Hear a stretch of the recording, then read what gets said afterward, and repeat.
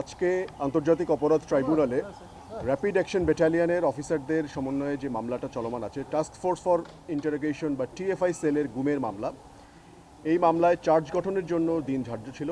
মাননীয় tribunal charge গঠনের আদেশ দিয়েছেন।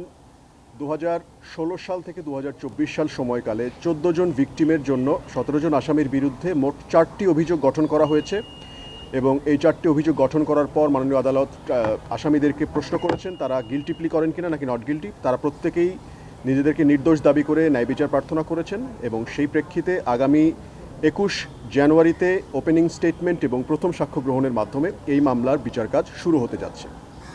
আর দ্বিতীয় আরেকটি মামলায় আসামি জিয়াউল আহসানকে আজকে কোর্টে প্রডিউস করবার ডেট ছিল, সেই ডেট অনুসারে তাকে আজকে কোর্টে প্রডিউস করে গ্রেফতার দেখানো হয়েছে এবং আগামী 4 জানুয়ারি তার এই মামলায় চার্জ গঠনের জন্য শুনানির দিন ধার্য করেছে মাননীয় ট্রাইব্যুনাল। কোন মামলা?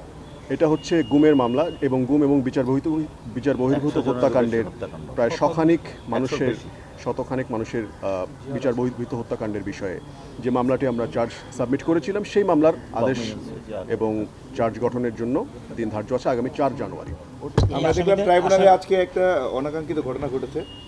সেনা কর্মকর্তাদের বিচার হচ্ছে নাকি এই যারা অন্য বাহিনীতে ছিল তাদের বিচার হচ্ছে, এটা নিয়ে একটা উত্তপ্ত বাক্য বিনিময় হয়েছে, মানে কেন এটা হলো? আচ্ছা, আমরা দুটো বিষয় ব্যাখ্যা দিচ্ছি। প্রথম বিষয় হচ্ছে, আমরা বারবার এই বিষয়টি রিটেরেট করছি, আবারও বলছি যে এখানে মূলত র্যাব কর্মকর্তাদের বিচার হচ্ছে। আজকের যে মামলাটি ছিল task force for interrogation sell TFI সেলে র্যাব কর্মকর্তারা কাজ করতেন। তারা র্যাব, পুলিশ, সেনাবাহিনী সহ বিভিন্ন বাহিনীর মূলত একটি পুলিশের বাহিনী হিসেবে এটি পরিচিত। এই বাহিনীতে যারা কর্মরত ছিলেন বিভিন্ন সময়কালে তাদের বিষয়ে মামলা হচ্ছে। তো তাদেরকে বিভিন্নভাবে বিভিন্ন জায়গায় যদি বারংবার সেনাবাহিনী কর্মকর্তা হিসেবে পরিচয় করিয়ে দেওয়া হয়, এটা একটা বিব্রতকর পরিস্থিতি তৈরি করে, যেটা অনাকাঙ্ক্ষিত এবং এই কারণেই মাননীয় চিফ প্রসিকিউটর আজকের ট্রাইব্যুনালে এই বিষয়টি আবার উল্লেখ করেছেন এবং ট্রাইব্যুনালও এই বিষয়ে একমত পোষণ করেছেন যে এখানে র্যাবের বিচার হচ্ছে কিংবা র্যাবের অপরাধী সদস্যদের বিচার হচ্ছে, এই বিষয়টি তিনি পরিষ্কার করেছেন। দু নম্বর বিষয় হচ্ছে যে আদালতের জায়গাটাই হচ্ছে কথা, তো কথা তো হবেই, আদালতে তো কথা হওয়ার জন্যই আদালত। সুতরাং এখানে অনাকাঙ্ক্ষিত বা কোনো পরিবেশ তৈরি হওয়ার এমন কোনো বিষয় ঘটেনি।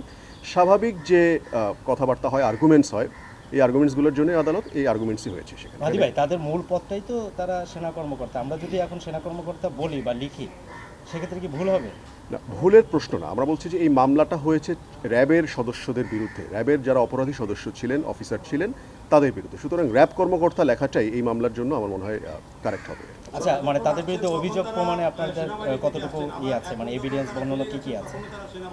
আচ্ছা, ওই অভিযোগগুলো আমরা বিভিন্নজন সাক্ষী এবং যারা ভিকটিম সাক্ষী আছেন, কিছু ইনসাইডার সাক্ষী আছেন যারা খুবই গুরুত্বপূর্ণ, এবং একই সাথে বিভিন্ন মানবাধিকার সংস্থা, বিভিন্ন এনজিও এবং সরকারের বিভিন্ন সংস্থার কিছু প্রতিবেদন ইত্যাদির আলোকে আমাদের সাক্ষ্য প্রমাণগুলো প্রতিস্থাপিত করা হয়েছে এবং এর ভিত্তিতেই যখন ট্রায়াল শুরু হবে আপনারা দেখবেন একে একে সবগুলো সাক্ষ্য প্রমাণ দিয়েই আমরা এই আসামিদের অপরাধগুলো বিয়ন্ড রিজনেবল ডাউট প্রুফ করার সর্বোচ্চ চেষ্টা করব।